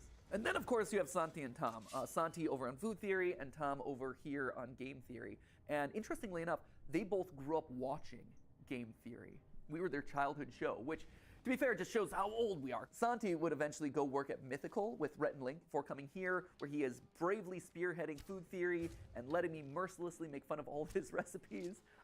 He's much better than I give him credit for. I just like giving him a hard time. And then Tom, he worked at Disney and Fox, but he knew all along that he wanted to be here, right? Like, this was his aspirational goal. He wanted to write here. He emailed us a cold email outreach. We just miraculously saw it, decided to audition him, and he crushed it. His first episode that he worked on was actually watching every single installment of the Pokemon anime to calculate Pikachu's level. And to be fair, that was his pitch. Like, I have asked people to do some crazy things in the past, but not even I'm that brutal. Like, you can only watch Team Rocket blast off so many times, but he's like, this is an episode I'm passionate about, I think I'm gonna knock it out of the ballpark, and I'm gonna show you how committed I am. And he has been so committed ever since. So committed, in fact, that I told him, hey, if you're joining the channels, you do realize that you're gonna have to read every single FNAF book. And he's like, boom, he did it. And we're up here going crazy in the FNAF attic. But not only did he read every FNAF novel, he also read every single Hello Neighbor book. Yeah, he went that far. Currently, he's working his way through Bendy because the new movie's coming up. If nothing else, I think that really proves his level of commitment and also his appropriate level of insanity. He's a bit off the cuff at times. Like, I don't know if you saw on a recent GT Live, but Tom was here on the couch with me, and he actually denied that the moon existed, which was a choice. Main character from the chat says, that sounds like somebody who doesn't have a flag on the moon. I mean, that's if you believe it's even that. Oh, the moon? I don't think he actually believes that, but if he does, we're going to get some weird Majora's Mask theories, let me tell you. When I go out at this point, I am recognized at least 5 times. It's crazy. It's a really high number at this point. And it's a fascinating... I think what worries me, this is pure speculation, but what worries me is that Chick's desire to become a host stepping in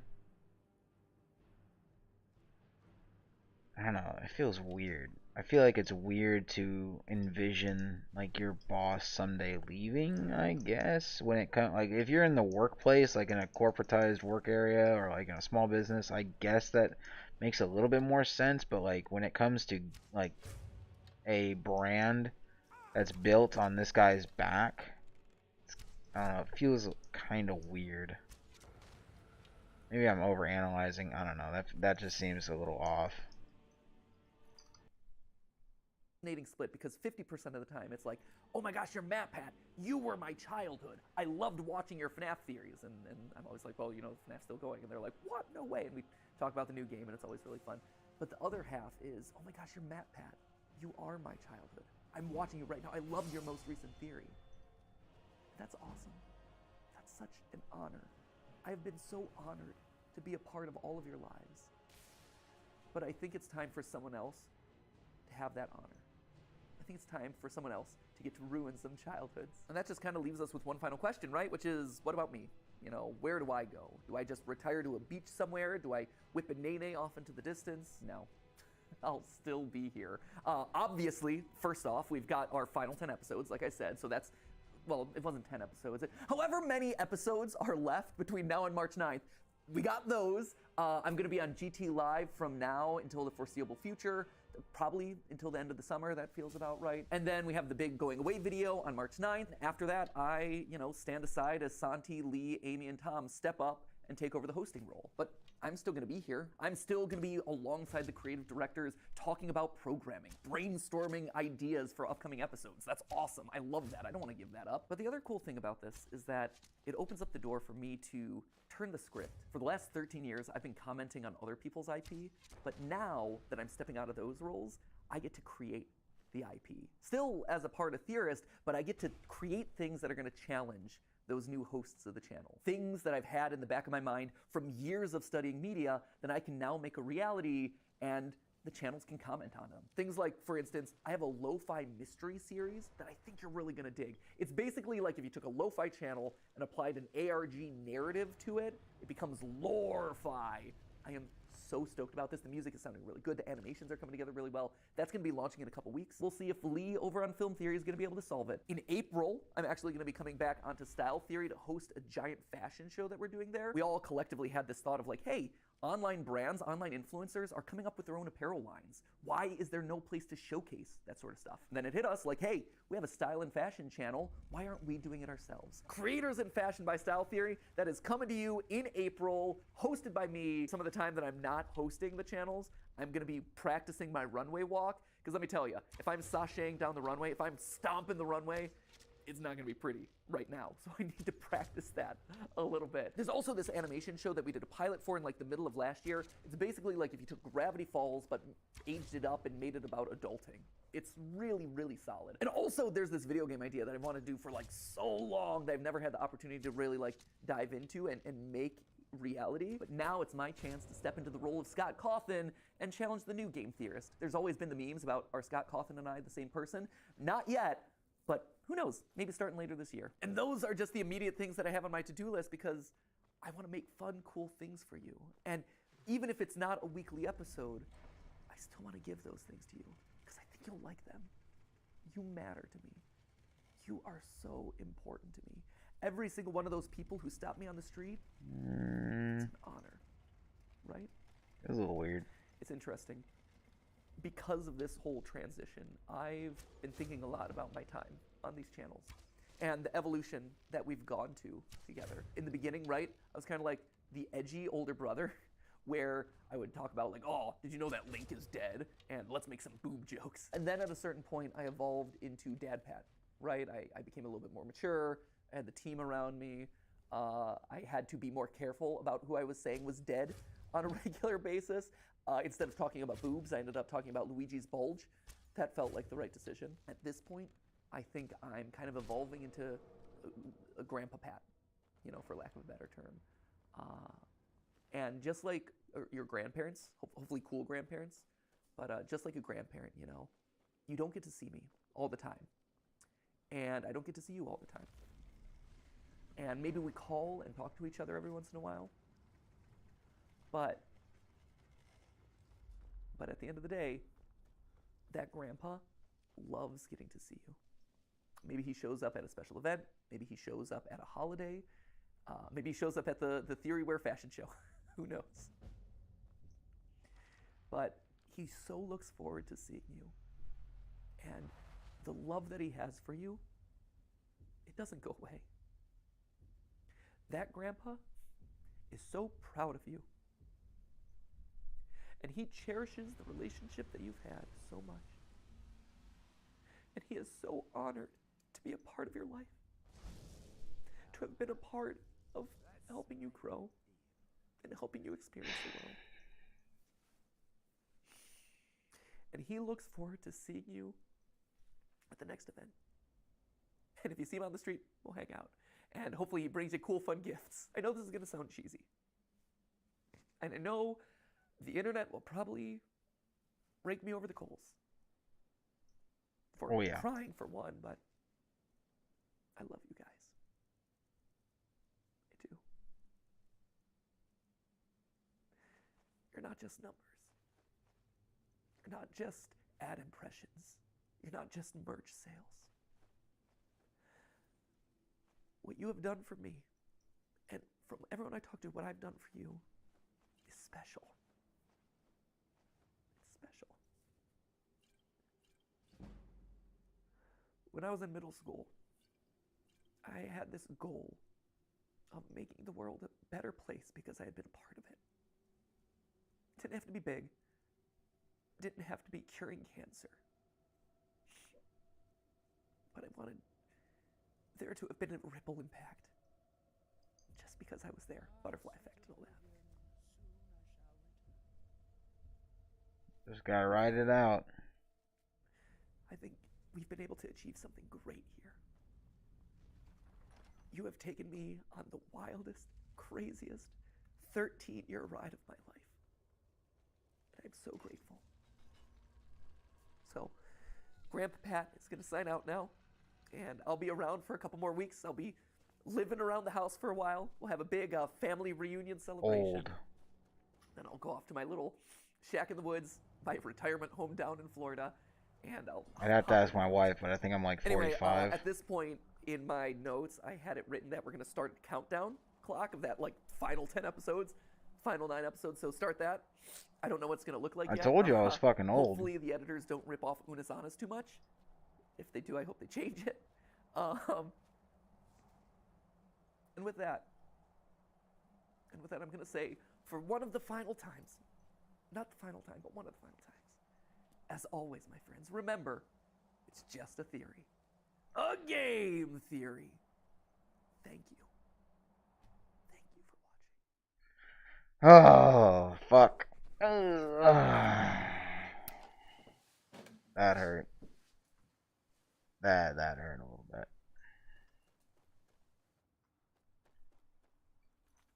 I feel awful.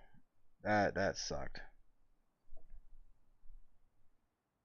What do you have to tell me, honestly, before I give my final thoughts and bounce and go cry for like 2 hours?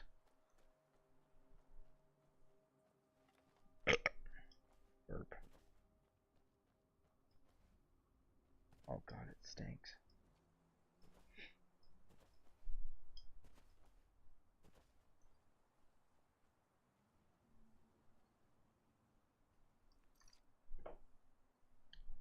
If it's Nirvana, I've probably heard it already.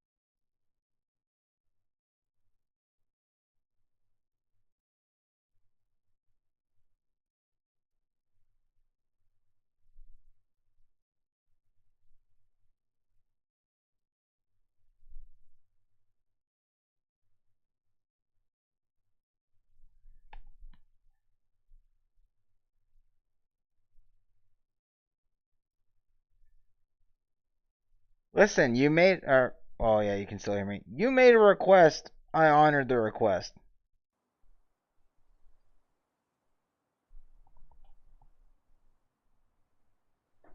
I mean, it's interesting that he didn't like this song. I don't know if that's true, but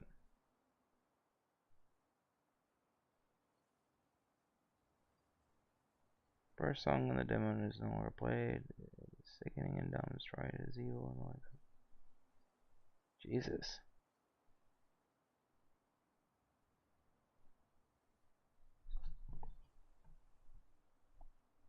I'm wondering, why does he say it's evil?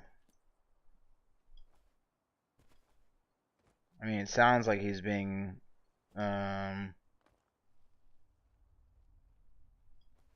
it sounds like he's being self-pitying in this song.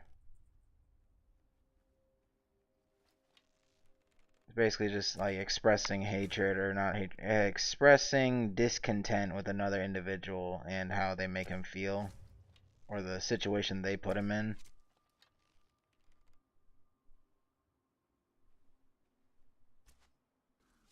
I mean, to me, it just sounds like he's pissed off at another person. Just like being a musician and making music. Maybe. Yeah, I never made music. I only make streams.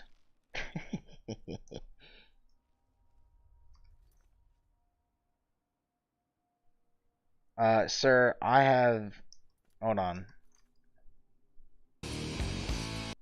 I had the song going, but I muted the desktop audio so y'all wouldn't hear it. That way I don't get copyright struck.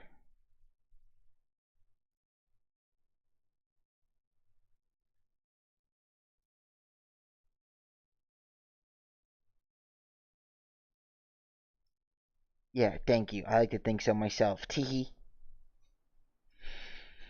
But I'll check it out more before stream tomorrow. Do a little more research. But for now, it is way, way past my fucking bedtime. Like, way past my bedtime. I'm a freak. Man, fuck you, youngster. How about that? You ever think about that?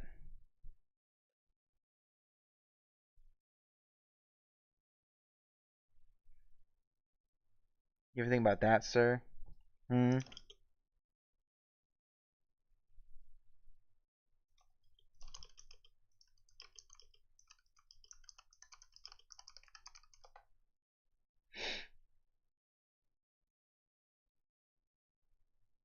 Listen, us old hats don't fuck around, sir.